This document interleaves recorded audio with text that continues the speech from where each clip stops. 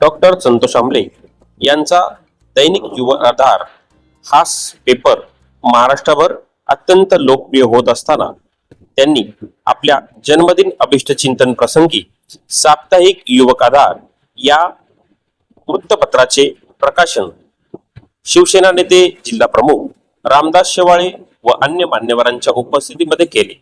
यावेळी दैनिक युवक आधार हा महाराष्ट्रातील प्रत्येक जिल्ह्यामध्ये पोहोचला असून या सर्व प्रतिनिधींच्या व व्यवस्थापनाच्या मदतीने संतोष आमले हा दैनिक व साप्ताहिक वाचकांच्या सेवेमध्ये उपलब्ध करत असल्याने पनवेलचे नाव महाराष्ट्रात अनेक कानेकोपऱ्यामध्ये पोहोचवण्यासाठी संतोष आमले व त्यांचे व्यवस्थापन हे यशस्वी ठरत असल्याचे कौतुक यावेळी मान्यवर व्यासपीठाने केले। यावेळेस त्यांना शुभेच्छा देण्यासाठी विविध क्षेत्रातील मान्यवरांनी, पत्रकारांनी व जिल्ह्यातील अनेक प्रतिनिधींनी या ठिकाणी हजेरी लावलेली होती।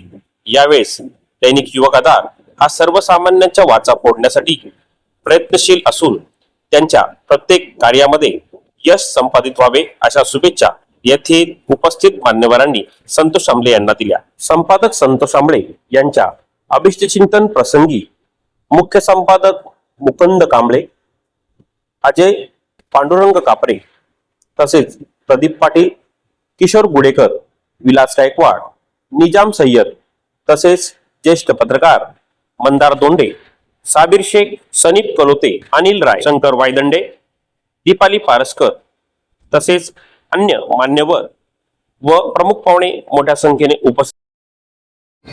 मी आवर्जून आज ह्या कार्यक्रमाला आलेलो आहे आणि त्याच्या दोन बाजू आहेत। जसा संतोष आमले माझ्या अगदी जवळचे सहकारी आहेत, अगदी त्यांच्या आयुष्यातल्या बऱ्याच जडण घडण ज्या असतील त्यांचा मी स्वतः एक साक्षीदार आहे, अतिशय जवळून मी त्यांना अनुभवलेला आहे। आणि दुसरी गोष्ट की संतोष आमलेंनी त्यांच्या खांद्यावर साहित्य विभागाची संपादक, मुख्य संपादक म्हणून जबाबदारी टाकलेली आहे। ते माझे स्नेही, माझे सोबती मुकुंद कांबळे यांना अनेक वर्षापासून मुकुंदला सुद्धा मी जवळून पाहतोय आणि मुकुंद सोबत आम्ही काम करत असताना मुकुंद कुठेतरी आपल्याला काम करण्याची संधी मिळावी म्हणून ती संधी शोधत असताना संतोष आमलेच्या माध्यमातून त्याला ती संधी उपलब्ध झाली। मला विश्वास आहे की आपण जो काय मुकुंदवरती विश्वास टाकलेला आहे त्या नक्कीच संधीचं तो मुकुंद सोनं करेल एवढं ह्या ठिकाणी मी आवर्जून आज एकत्र जमलो। जे आमले सर ज्यांचा आज वाढदिवस आहे त्यांना पत्रकार संघ शिवधर्म वृत्तपत्राच्या वतीने त्यांना वाढदिवसाच्या खूप खूप शुभेच्छा। आणि त्यांचं त्याचबरोबर कांबळे साहेब ज्यांना साप्ताहिकची जबाबदारी दिली संपादक म्हणून, मुख्य संपादक म्हणून, त्यांनाही आमच्या संघटनेच्या वतीने आमच्या शिवधर्म वृत्तपत्र खूप खूप शुभेच्छा।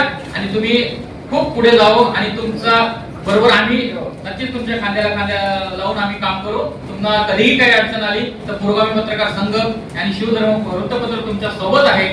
सर्व असणारे संपादक संतोषजी आमले जे माझे मित्र आहेत त्यांना मी जन्मदिनाच्या माझ्या खूप शुभेच्छा देतो।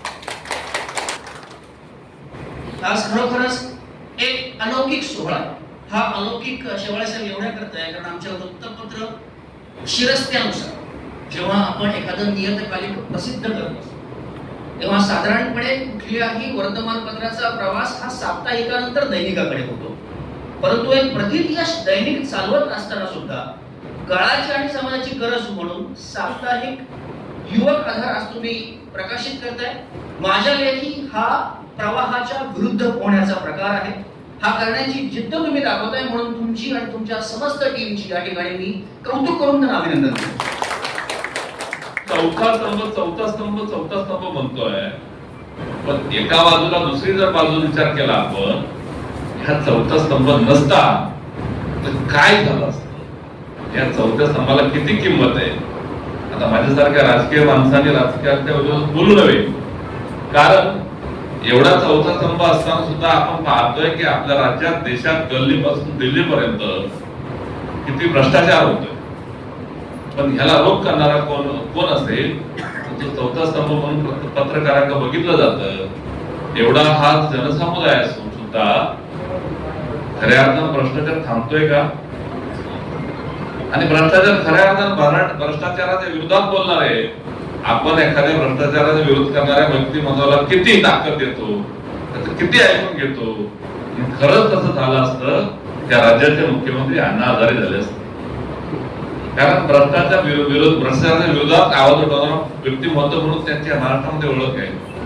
किती लोकांनी साथ दिली. कधी कधी शंका काही निर्माण होतात. आज माझ्यासारख्या सर्वसामान्य कार्यकर्त्याला वाटतं आज चौथा स्तंभ नसतो तर आपल्या देशाचा राज्याचं काय झालं असतं. अशी परिस्थिती खऱ्या अर्थानं या आपल्या लोकशाहीमध्ये होती. म्हणून आपल्याला जागृत राहणं. नंदाने सांगितलं की लेखणीमध्ये काय आहे, आपण सत्यता काय, खऱ्या अर्थानं सत्य हे ते दाबलंच नाही पाहिजे. त्याच्या मागे किती मोठी ताकद असू द्या, दाबलं नाही गेलं पाहिजे. तर ह्या चौथ्या स्तंभाचं खऱ्या अर्थानं काय किंमत आहे हे आपल्या महाराष्ट्राला, देशाला नव्हे तर जगामध्ये कळेल की चौथा स्तंभ संबोधला जातो त्याचा अर्थ काय.